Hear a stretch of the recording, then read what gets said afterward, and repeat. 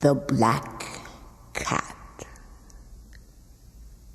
For the most wild, yet most homely narrative which I am about to pen, I neither expect nor solicit belief.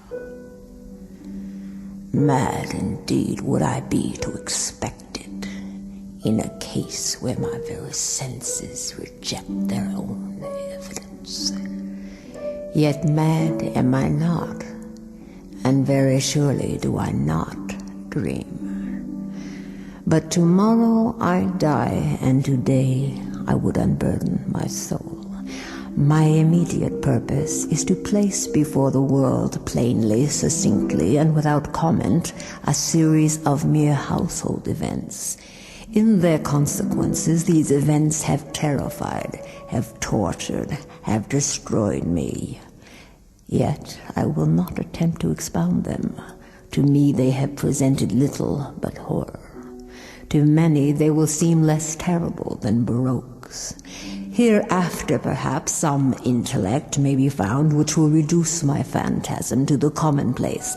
Some intellect more calm, more logical, and far less excitable than my own, which will perceive in the circumstances I detail with awe nothing more than an ordinary succession of very natural causes and effects.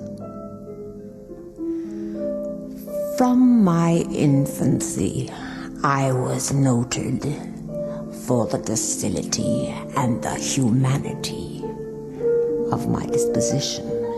My tenderness of heart was even so conspicuous as to make me the jest of my companions. I was especially fond of animals, and was indulged by my parents with a great variety of pets. With these I spent most of my time, and never was so happy as when feeding and caressing them. This peculiarity of my character grew with my growth, and in my manhood I derived from it one of my principal sources of pleasure. To those who have cherished an affection for a faithful and sagacious dog, I need hardly be at the trouble of explaining the nature or the intensity of the gratification thus derivable. There is something in the unselfish and self-sacrificing love of a brute, which goes directly to the heart of him who has had frequent occasion to test the paltry friendship and gossamer fidelity of mere man. I married early, and was happy to find in my wife a disposition not uncongenial with my own. Observing my partiality for domestic pets, she lost no opportunity of procuring those of the most agreeable kind. We had birds, goldfish, a fine dog, rabbits, a small monkey, and a cat. This latter was a remarkably large and beautiful animal, entirely black and sagacious to an astonishing degree. In speaking of his intelligence, my wife, who at heart was not a little tinctured with superstition, made frequent allusion to the ancient popular notion which regarded all black cats as witches in disguise. Not that she was ever serious upon this point, and I mention the matter at all for no better reason than it happens just now to be remembered. Pluto, this was the cat's name, was my favorite pet and playmate. I alone fed him, and he attended me wherever I went about the house. It was even with difficulty that I could prevent him from following me through the streets. Our friendship lasted in this manner for several years, during which my general temperament and character, through the instrumentality of the fiend intemperance, had, I blush to confess it, experienced a radical alteration for the worse. I grew day by day more moody, more irritable, more regardless of the feelings of others. I suffered myself to use intemperate language to my wife. At length, I even offered her personal violence. My pets, of course, were made to feel the change in my disposition. I not only neglected, but ill-used them.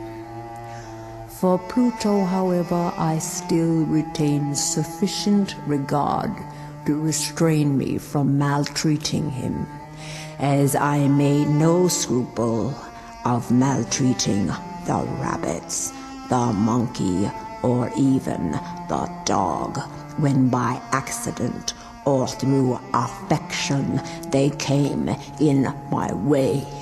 But my disease grew upon me. For what disease is like alcohol? And at length even Pluto, who was now becoming old and consequently somewhat peevish, even Pluto began to experience the effects of my ill temper. One night, returning home, much intoxicated from one of my haunts about town, I fancied that the cat avoided my presence. I seized him when, in his fright at my violence, he inflicted a slight wound upon my hand with his teeth. The fury of a demon instantly possessed me. I knew myself no longer. My original soul seemed at once to take flight from my body, and a more than fiendish malevolence, gin-nurtured, thrilled every fiber of my frame. I took from my waistcoat pocket a penknife, opened it, grasped the poor beast by the throat, and deliberately cut one of its eyes from the socket. I blush, I burn, I shudder, while I pen the damnable atrocity. When reason returned with the morning, when I had slept off the fumes of the night's debauch, I experienced a sentiment half of horror, half of remorse for the crime of which I had